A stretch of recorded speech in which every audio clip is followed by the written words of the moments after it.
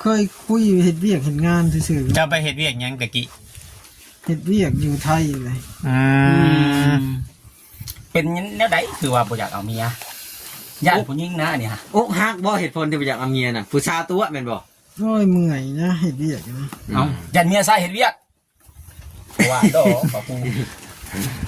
มันก็บ่มีผู้เฮ็ดแรงเฮ็ดง่ายเลยคันบ่เอาเมีย ว้าวชุกกระปุกชุกกระปุก โซโคว้าวกับซ้ำห้องน้ำบัดนี้ฮะ พ่อไผโชกกระบกน่ะ ผู้หญิง นี่หามียิ่งแล้ว พี่น้องเอ้ยเป็นจังได๋นะ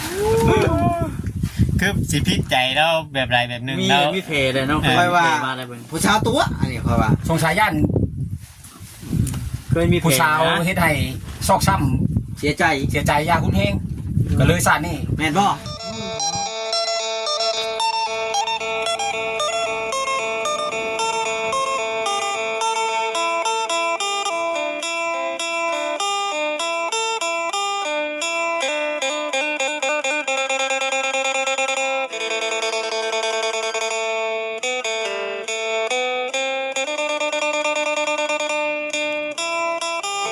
๋อนั่นบ่เอาผู้สาวเอายังซะ เอาทวิตนี่ บ่เอาหยัง สิบ่เอาเมียบ่ซาดนี่ บ่เอาแล้วสัตว์ ว่าเราเคย บ่กักเก็ตเด้ เป็นยังคือบ่เอาบ่อยากได้บ่ บ่จะได้ เงยหน้าขึ้นมาเบิ่งกล้องนี่บ่าว เอาแล้วบ่ได้ เอาก็มีเฮือนมีหยังสมมุติว่าเพิ่นชื่อที่ชื่อหยังได้เพิ่นเฮ็ดเฮือนเฮ็ดชานให้นี่ก็บ่เอาบ่ บ่ สิอยู่ผู้เดียว อยู่ผู้เดียว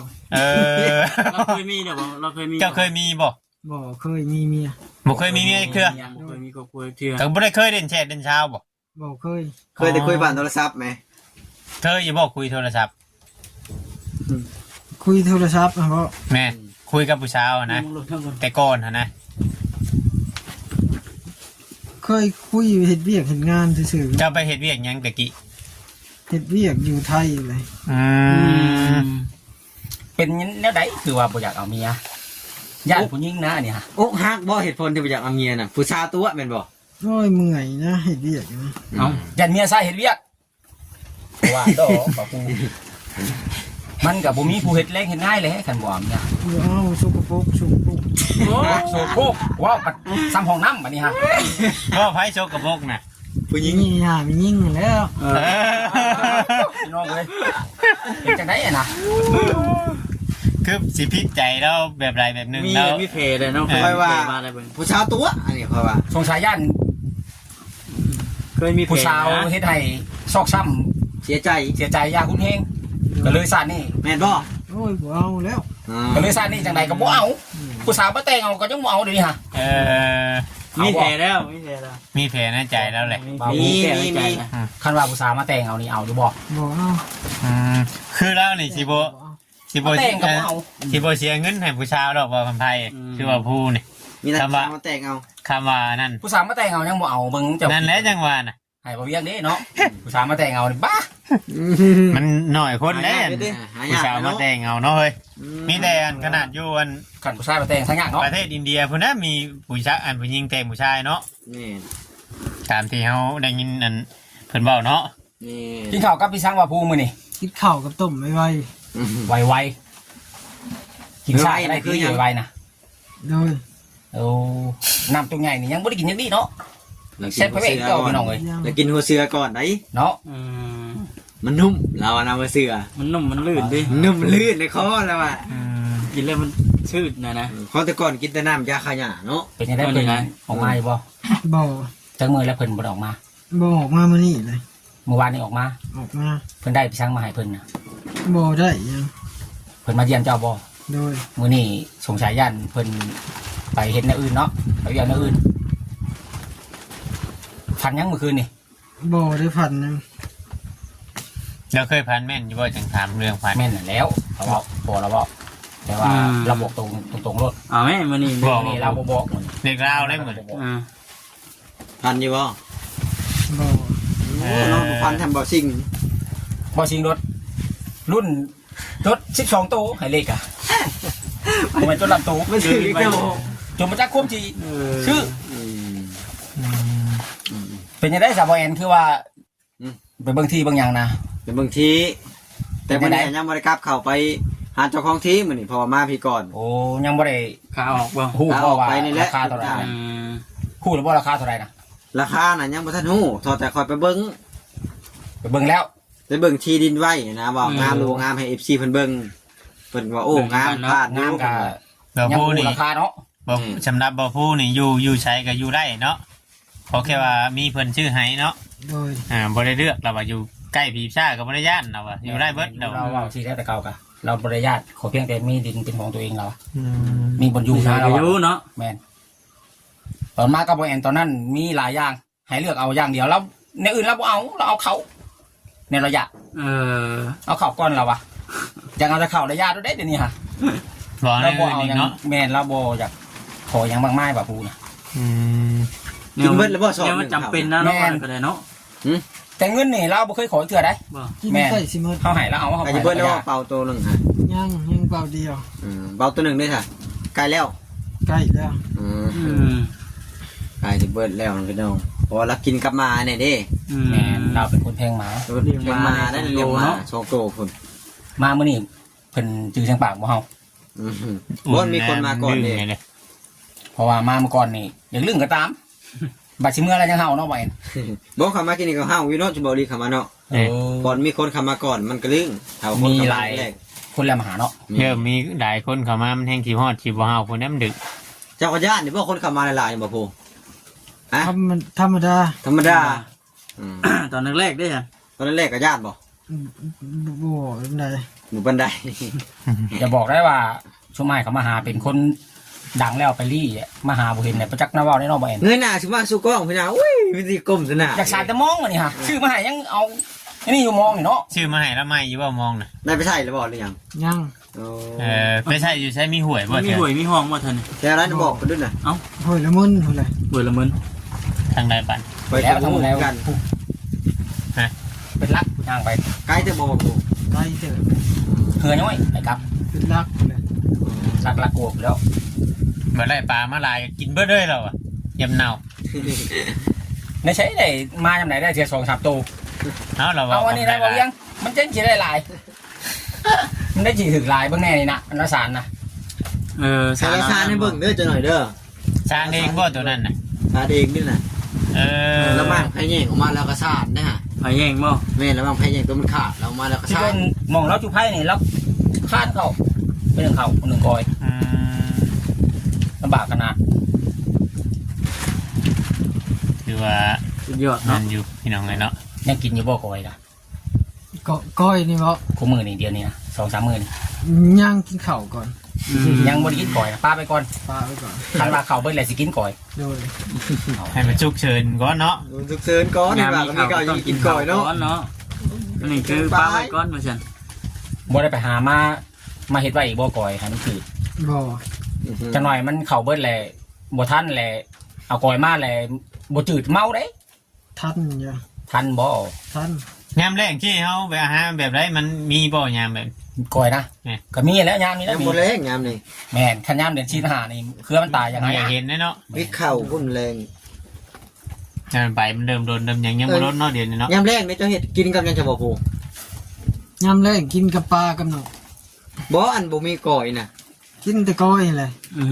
เจ้าเฮ็ดไว้ยามนี้ โดย ยามแรกก็กินน้ โดย ำ ก็คุดมาเห็ดพ่อ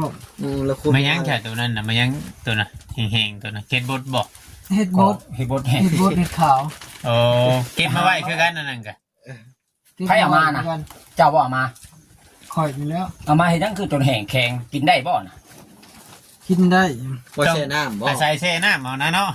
โดย ว่าจะกินแช่น้ำ ต้องแช่น้ำ มันอ่อนมันยัง คันบ่มีกอยนี่เบิดกอยแถวใกล้นี่สิกินหยังบ่ปูถ้าว่าบ่มีข้าวนี่ หาใส่แห้วกินหนกกินปลาไป มื้อใดบ่ได้ปลาบ่ได้นกเด้จ้ะ ได้เด้ ได้คู่มือ มัน เนาะ บ่มานนะหลังมื้อข่อยไปนี่บางมื้อก็บ่ได้มาน เรามีวิชาเรามีวิชาหากินนะมีวิ บอก ธี ไทย กินไปทุกที่บ่ แห้วแล้วเจ้ามันเท่าไรบักหลายๆจนตึกกระสอบ โหยคันละกู้มาเบิดให้หลาย ได้ เฮ็ดกูมื้อ ไปใส่ข้อมือดิ โดย เออ บ่แม่น50 60เป็นร้อยบ่ ของแนวคนไม่ได้ไปทั้งหลายเนาะเข้าบ้านเนาะกับมยอมเข้ากับมมีกินก็กินโกยแล้วเปล่า เข้าบ้าน เข้าไปอยู่ใช้บ่มี เอาเข้าไปหาคอน้ำพอน้ำเมย์แล้วฮะแล้วบ่ได้เขาเราว่ามีแต่หากินแบบนี้ กล้าเข้าอยู่บ่เข้าไปหาคอเข้าน้ำเพื่อนคนกลางบ้าน บ่กล้าแล้วบ่เคย ญาติเพิ่นบ่ให้บ่ บ่เอาบ่ไปแล้ว เป็นจังได๋คือว่าในนั้นอยากอดเอาบ่ โดย บ่มีก็อยู่สมบ่มีเนาะ โดยบ่เข้ามาแล้ว เขาได้แล้วว่ากินแบบนี้แล้วอะเอาแบบผมมีวิชาคือแล้ว เรา เอาไป เก่ง กิน เรามีวิชาแล้ว เรา ตัวโลดเนาะ เอาตัวโลดมีวิชาหาปลาหาหยังแบบนี้นี่ตัวเชียดคิดจะเคสบ่คือเราเนี่ยแบ เอา บ แล้วนี่นั่นหาไปบ่ใช่นะมันขามานั่นตัวมาตัวมา เออจำคือ เอามาครบอยู่บ่ มันก็เสียบ่โห นะ เราต้อง มันเจ้าก็กู้เบิดกูอันอยู่บ่จับยังเอามา ตัวเสียตัวบ่เสียก็มี ถ้ามันถึกว่ามันถึกปลาใหญ่กับมันก็สิกลนะเนาะ โดย ตัวมันถึกปลาใหญ่มันกลไปเลยก็มีเด้ ป่ามันแล่นปุ๊บมันย่านปลาพูมันแล่นไปตำกันเลิกไปเลย แล้วจับเบ้าดูอีกได้ เพราะว่าปลาพูนี่ระหว่างเมื่อก่อนนี่ไปใส่แห้วนุกพยายาม3เทื่อ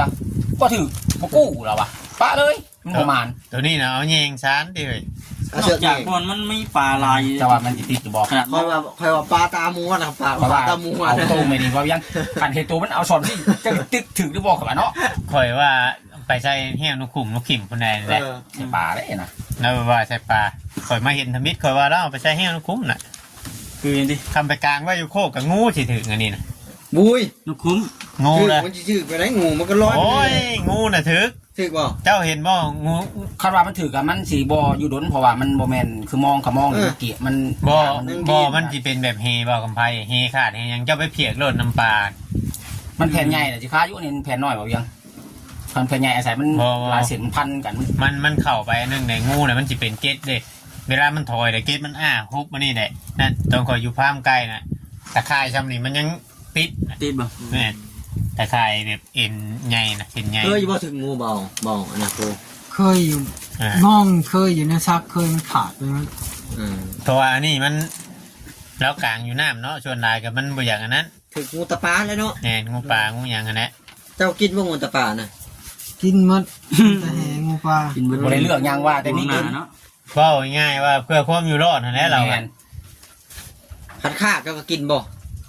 ยากกินแล้วบ่กินเลย เห็นเบื่อ ยันเบื่อ บ่ได้ลอกบ่หนังไปจุ่มหมอ บ่กินแล้วเดี๋ยวนี้ ตะกี้ได้ค่ะ พี่กิน เฮ็ดจังได๋กิน ลอกกับบ่หนังมัน โลกแล้ว หรือว่าบ่ลอกปิ้งกินโลดนะ คิดว่าปิ้ง เขาว่าเขาเมนดีบอกเขาบอกว่ากินตับมันเบื่อบ่ บ่เบื่อ บ่เบื่อบ่ บ่เบื่อ ตับข้างๆอย่างไร โดย กินอยู่เนาะ โดย บ่เบื่อคันเฮาบ่กินพวกใส่พวกหยังมันกับหนังมันยางเนี่ยมันเป็นให้ยางให้เมา เบื่อบ่กินไข่มันน่ะ เอ้ามันกินสารพัดกระตามันเชื่อบ่เป็นหยัง เอาเฮากินปลาได้ค่ะปลามากินจังซี่เพิ่นกบปลาดิ กบปลามันบ่มีผิวหนังบ่มี เขาเรียกตะโล มันมียางบ่แม่นนั่นอื่นดอกพี่น้องเอ้ยว่าผู้นี่กินไปทุกที่คันว่าบ่มี ถามเราอ่ะเทียงไฟกับโบจัก แล้วบ่จักเรามาอยู่ เรา ซื่อ บ่จักพอเราเอามา ๆพอเราเอามาทิ่มไว้ พอ ซื่อ เราเอามาถิ่มไว้นี่บ่จักบ่อนให้ลูกอยู่ เออ อยู่นี่ฮะพ่อก็ไปอาศัยนํเมียอยู่ มีไหม แม่นนํเมียใหม่ดินเมียดินลูกเมีย พ่อกับบ่แม่นว่าดินลาวแต่สัตว์ลาวให้เอาไปอยู่น้ำแล้ว โบจักความเช็ดเนาะ แม่นกินแต่กอยแล้วตะกี้เนาะบาปู โดย แซ่บคือกันเนาะ เสร็จคือกัน พักไปพักมาเลยคือว่าง่ายคือเอามาผูดไว้ เอามาปลาไว้บ่อยู่นะเวลามันปลาไว้ น้ำปลาน้ำโดนนี่ สไลด์หนีมื้อใดคันว่าเจ้าของที่เพิ่นมาบ่ให้อยู่แล้วกัน นี่อีก2ปี2007แล้วอ่ะ คันเพิ่นบ่ให้อยู่นี่ทุกข์ใจแล้วนี่ เจ้าสิคิดว่าจะไปอยู่ใช้ว่าภูคำมาเพิ่นมาให้อยู่ หาอยู่แถวป่าแถวโคกแล้วหาอยู่หากิน บ่หม่องนอนหม่องพักเจ้าน่ะคันเพิ่นบ่ให้เจ้ามานอนอยู่นี่เจ้าจะไปนอนอยู่ไส หาอยู่แถวป่าไปเลย นอนอยู่ป่าพู โดย คนป่าบ่เนี่ย ฝนตกเลยอ่ะสิอยู่จังไดอ่ะน่ะ ฝนตกมีแล้วในหมุง แต่ตั้งอย่าง เดี๋ นี้ ยว ดิ พยางนี้แล้วกู้ไปน้ำตี โดย ที่แผ่บ่จักอยู่ไปเลยบ่ อยู่ไปเลย ป๋า ถ้าเพิ่นมาไล่เพิ่นแล้วตี มีที่ไปแล้วอยู่ไปเลยเลยนะมีดินผู้ใดนะ พี่น้อง ลงไปบวชที่วัดเป็นจังไดบ่พู โดย เพิ่นบ่ให้บวชบ่มีวัดบ่ จบคลิปไว้ก่อนบรรยากาศ ว่าบ่บวชแล้วอยู่วัดนี่ บ่ม่ เป็ วน น อะไร บ่ม่วนบ่มาก บ่ได้ไปหาอยู่หากินบ่ ดีมีเห็น บ่ บ่ได้ไปวัดมันสิบ่ได้ไปหาอยู่หากินบ่มักวัด โอ้เรามักแบบผจญภัย โดย มักแบบท้าทายมักแบบ แต่ ชี ชี วิ วิ ต ตก็ขึ้นอยู่กับจิตใจคนใด วัดนะ เราบ่อยากบวชก็คือเก่า เนี่ย บอกกู ใช่จะกูแล้วกู น้ำเต็มบัดกู ซาก็ใส่คู่เดียวนี่เลย ไก่ขาดนะบ่อันนี้บ่ โดย ยังใหม่แท้ดูที่ทอกี่ตบมัน ว่ามาช่วยเป็นเบียดได้ดิอุ้ย ล่างเรียบร้อยเนาะ ได้อยู่ ข้างกะลีพี่น้องมันยัง ยังใช่บ้าน เปิด แก้วยัง ตามยังนี่ฮะ จำพัก พักยังอันนี้ เคยสตัน อันนี้ว่าน่ากินกับข้าวนะ ถ้าเคยสตันนี่กินข้าว โดย โธ่พี่น้องว่าได้กินกับพวกคุ้ม แต่เคยกินไม่เคยสตัน คืออาจารย์ตรงมีอย่างกันเนาะ แม่เคยสตันตัวมีอย่างนั่นแหละ กินแบบไรอันนี้ตามเป็นเจลนี่บ่ โดย อ๋อ บ่กินไปนี่ไปที่เนาะ น้ำ เราค่อยเห็น น้ำ ก็ จั จั ก ก เป็น เรียก น้ำ ว่า เสือนะพี่น้องน้ำตัวนี้ยังทันได้กิน เราขัวไข่น้ำเครื่องหม้อมาเรียแล้วกับบ่ยอมทิ่มกินก็มาก็ได้แล้วอ่ะค่อยแบบปอปูบ่เห็นเรา เบิ่งไปมากเลยเอ้าเบ็ดจำเป็นนะว่าได้ก็ได้ จำเป็นเนาะ กินได้อยู่แล้วอ่ะท้องถิ่นว่ะบ่เฮากินได้อยู่แล้วอะ คนอยู่รอดคือว่านะเป็นบ่กินก็อยากอยู่บ่นี่ ไปเหตุงานยังอยู่ไทยตะกี้บ่ครู การคนละส่วน ไป เนาะ เฮ็ดงาน บ่ขาดบ่ ทางกับโต๊ะนี่แหละ จำได้บ่ งง น้ำหนักก็ดุ งาน เดี่ยว ร้านอาหาร งานด้านอาหาร ชีวิตปลายนี่ อ๋อ เป็นยังเป็นคุกบ่หรือว่าเป็นเด็กเสิร์ฟ ว้าว เป็นร่างถูก 50 นั่งถ้วย เออ ว้าวทำกันจ้าหนัก เป็นผู้ล้างจาน มันไปเล่นกัน ไปอยู่ไทยจักปีอยู่ไทย โอ้ทำได้เพิ่นเลย ฮอดปีบ่ กระดูกเลยน่ะ โอ้ยทำกัน ปี แข่งข่อยซ้ำเกเจ้านะ โอ้ยเข้าไป ตะกี้นั่นแม่ยังบ่ได้เสียบ่ จะเกิดมาแต่น้อยแล้วบ่เห็นเลย แม่นะ อ๋อ แสดงว่า เกิดจากบังไม้ไผ่ยักษ์ฉะ เอ้า แต่น้อยบ่เห็น เกิดมาได้บ่เห็นแม่เลยหัก เกิดจากเต้าปู มีแต่ว่าเกิดมานี่เห็นพ่อเมียใหม่แล้วบ่ โดย อ๋อ อย่าไปเชียร์ได้ยังน้อยอยู่จักจะเนาะ พ่อไม่เคยเล่าถึงฟังบ่ว่าแม่ไปใช่นะ บ่เคยเล ใช่ ย ตัวนั้นบ่ ได้ยินแต่เพิ่นเว้าว่าเสียบ่ชื่อ โดย จักเสียบ่เสียนะเราบ่ฮู้เดี๋ยวนี้อะแม่นบ่ ฮูบแม่เคยเห็นนี่บ่ฮูบแม่ บ่เคยเลย พวกแม่ก็ยังบ่เคยเห็น เคยเห็น อยากเห็นนี่บ่ บ่อยากเห็น บ่ได้เห็น บ่อยากเห็น บ่อยากเห็น อ่าเป็นยังไงบ่อยากเห็นนั่นน่ะ เห็น บ่อยากเห็นบ่อยากเบิ่งแล้ว เป็นแนวใดคือว่าในนั้นจิตใจเจ้าที่ว่าบ่อยากเห็นบ่อยากเบิ่งรูปแม่นี่ความรู้สึกของเจ้าเป็นจังไดคิดจังได บ่ได้คิดฮอดเด้ บ่ได้คิดฮอดบ่ได้คิดหยังนํเพิ่นเลย บ่ เพราะว่าเฮาบ่เห็นเพิ่นตั้งแต่เฮาเกิดแล้วเฮาบ่เป็นห่วงเป็นใยเพิ่น บ่คิดเลย เพราะว่าเราบ่ได้เห็น เรา เด้ บ่เคยมีความรู้สึกนั่น แม่ นะ บ่เคยบ่เคยมีความรู้สึก บ่เคยแบบแม่อุ้มหั่นนะเราเลยบ่มี ว่า ความ บ่ รู้ เห็น สึก ตั้งแต่ได้มาเลยติ บ่เคยมีความรู้สึกบ่เคยมีความอบอุ่นจากแม่พี่น้อง นี่แล้วก็ ก็เล เลย ย บ่คิดฮอดบ่อยากเบิ่งบ่อยากเห็น มันชินเด้ซะ ระวังเด้ มีแต่สัตว์เลี้ยงแล้วเนาะกรุงเทพ เจ้าเลี้ยงไว้บ่นี่ฮะแต่นี่ แต่งกันเป็นผู้ บ่เด้ มันมาอยู่นี่แล้วอะมาอยู่กับเราอีก มันอยู่ก่อนเจ้าบ่ ผมรู้สึกบ่ได้อยู่นำ เป็น แม่ ไผก็คือกันนะพี่น้องเพราะว่าแต่ว่าเฮาเกิดมาเฮากับเป็นแบบนี้เลยนะ แม่น บ่ติผู้ใดนะพี่น้อง แบบบัดพ่อนี่อันนั้นอยู่เนาะฮู้สึกอยู่ว่าพ่อเนาะ คือยาก ตรงนี้เพิ่นมา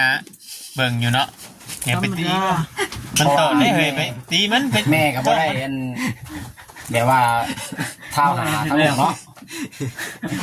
ลูกก็เลยบ่มีความผูกพันพี่น้องเลยทั้งแม่ก็จักหน้าตาเป็นยังไงทั้งบ่พูก็บ่เคยเห็นจ้ะเทื่อตั้งแต่เกิด มันเฮ็ดให้ความรู้สึกของเรานี่ เกิดไฟไหมบอกของไฟ บ่ฮู้ได้หนทางเนาะบ่ได้รถ ไกลบ่ทางไง ระหว่างทางนี้กับตัวนั้นอะไรใกล้กว่ากัน ประมาณกั กัน นต้านกันเท่าแต่มันเปื้อนทางนี้นะคันลัดออกไปนี่ก็เจออันหน้าแม่บ่พูผู้ใด บ่ บ่เจอหน้าแม่บ่าวนั้นหน้าแม่ บ่เถิด บ่เทิด เอาฉันพี่น้องเลยเนาะ ได้เติบแล้ว จบคลิปก่อน นี่ก็คือสิประมาณนี้แหละพี่น้องเลยเนาะฝุ่นป๊อดแล้วเด็กกำลังจ้า ค่อยนำแล้วอย่าแห้ง จะโมงแล้วเนี่ยเนาะ มาบ่ยากหรอกจักลุกนะ ไปเลยพี่น้องโอเคเด้อพี่น้องเด้อเนาะสำหรับคลิปนี้ก็ ไปพบกับเบิ่งดิ เดี๋ยวพบกันคลิปหน้าพี่น้องเนาะสบายดี